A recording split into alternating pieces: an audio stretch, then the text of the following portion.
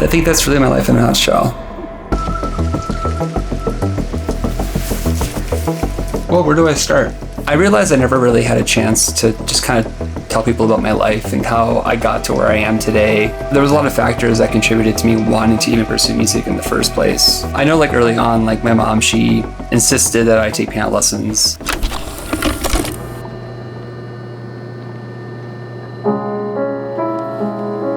I was about 7 years old. At that time and at that age, it's like you don't really know what's happening in the world. You just kind of go along with it.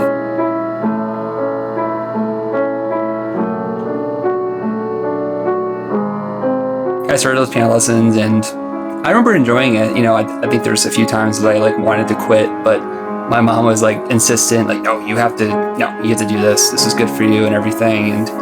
And obviously looking back, I realized like how valuable that was, because that's so much of my music like foundations like came from that period of time. Yeah, this is the Hershey Center. Everybody's building their robots. As I'm out here stretching a bit, I can see the CN Tower in downtown Toronto from here, so I figured I'd take the camera. Again, we're on the base floor of a hockey arena here. Besides music, I mean, growing up, I was always tinkering with things like computers. I also did like a lot of robotic stuff. It really was another place where I developed just my creativity and, you know, in different mediums. And it was something that I really enjoyed doing. As I neared the end of high school, the question of like, what do I want to go into for college, like really was like kind of in the front of my head. Engineering was always something that was very kind of obvious of a choice for me. What ended up happening was I gave it a lot of thought, and, you know, I was thinking like, I was dead set on music. I was like, this is what I want to do with my life. My first concert that I ever went to was actually Soldier Field in 2010. I remember asking a friend of mine, just like, yo, can you just send me like a bunch of artists that I should just go listen to? I'm just going to go binge all their stuff.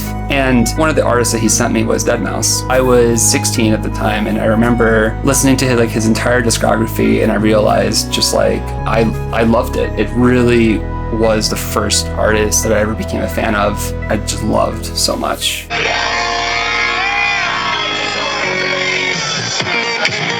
I still remember like going to that concert, and it was just like, oh my god, this is incredible. That was like my first real exposure like to like a live venue, and just kind of seeing an artist that I really loved and like knowing their songs was just incredible for me.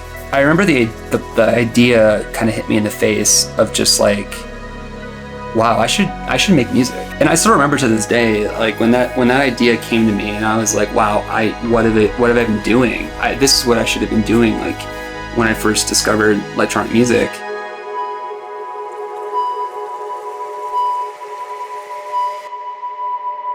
Even at that age, I kind of realized pursuing music was probably going to take a lot of time and resources. A few years into college, I met one of my really good friends, JB, and we started making music together.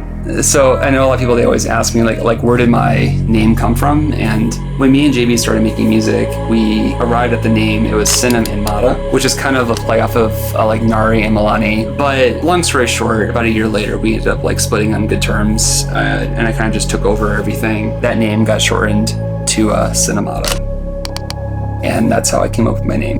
2018 is kind of when I think I really figured out songwriting, like truly understood it. I put out some songs that I still love to this day. Like I did like my Daft Punk Flip.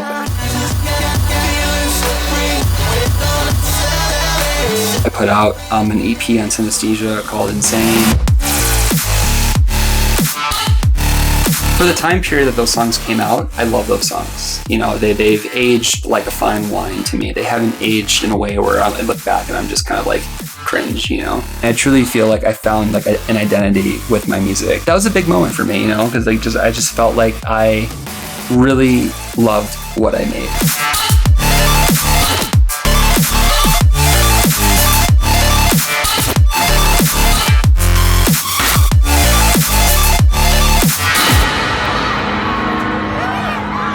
But the issue though, and this happens with anything, is, you know, you don't have that external validation from people yet. I remember for a long time, there was a period where like again, I was like seeking that validation because I felt like I really loved what I was making, and eventually it came.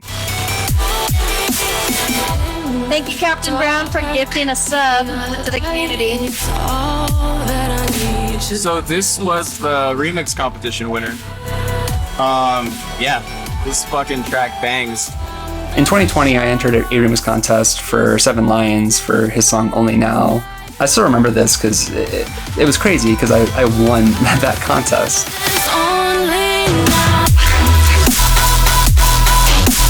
I still remember this, like looking in the Skio like web app or whatever, it changed to, congratulations, you are the winner of this contest. Someone's going to contact you from the label. I remember at the time like calling my manager Shay, and he like flipped out. He's like, oh my God, what the hell? When they posted like the winner, and then they said like, wow, like 1,000 people entered. That was crazy to me to think that like out of 1,000 entries, mine was the one that got picked. And from that point forward, I mean, that was validation for me. That was like, okay, I am doing something right. The way that I, approach just sound design, basses and leads and stuff, I'm doing something right. I know that it's not real, but I don't care. I hate when I'm awake and you're not. I had the opportunity to do a remix for Slander, and that really opened the door for me to do a collab with them, which is our song When I'm With You. And that was absolutely incredible, and I love those guys, and just like I've learned so much from them, and just thinking about music and how they approach writing it is just incredible. I still remember like seeing like the Set the Sky in Slander BTB, and I was standing in the crowd, and like they played My Love Is Gone remix and also When I'm With You, and it was incredible because I remember standing there. I remember like I took a video of it, and I stood up on some kind of whatever, like rail, whatever, and I would look around, and like I couldn't see the edge of the crowd, and just in that moment I'm just thinking, wow, like what they're playing right now, like I did that, I made that. That was just mind-blowing to me. Saturday, happy it's like almost through all this shit, I'm just gonna be in your face I know. all the time, so don't mind me. Oh, you're good.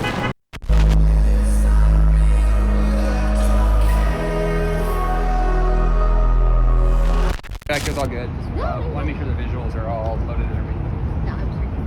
No, it's for me because I made the visuals. Here's a brand new song that we wrote with our boy. Everybody make some noise for Synymata.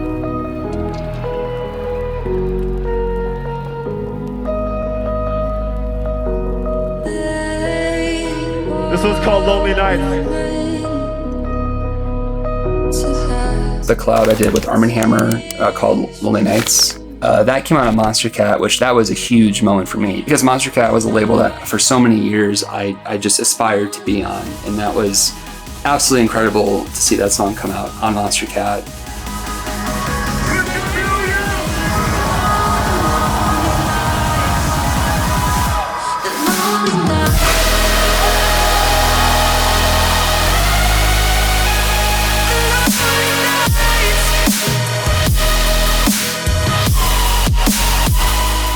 I've been, grateful to release songs on Heaven Sent, Lost in Dreams, Night Mode. But then I think going from there, it's like, like what's coming up for me, right? Like what's the next big move that I'm going to make? And I know some people already know this, but like, recently I finished an album, which I'm so proud of because it's something that I've wanted to do for so long. I've always aspired to have a body of work like that and maybe have a vinyl record or something and just say like, this is me. And what I love most about this album is that it's unapologetically me. There's songs in it that, to me, I think people would love to sing to or cry to live on a huge stage. But then there's also songs that I feel like time just kind of stops and you just kind of are basking in whatever it is that you're hearing. And that's what I've always wanted to do with an album, is just have this range and this depth to it, but also these high points and low points. And I'm happy to say that I really think I achieved that, and I'm so excited for it to come out. So that's basically me in a nutshell. I mean, growing up, again, just having just the experiences that I had,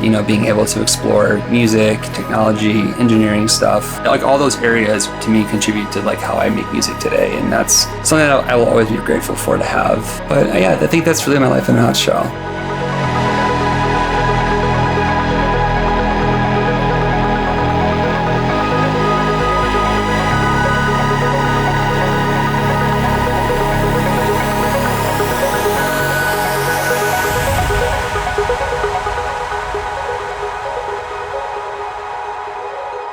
just want to say, everyone that's made it to the end of this, just thank you. Thank you for supporting me. Thank you for observing this journey. And I'm so excited to share everything in the future with you, because a lot's coming down the pipeline, and I'm so excited for that. Until then, keep an eye out for things, keep an eye out for the album, and I'll see you soon.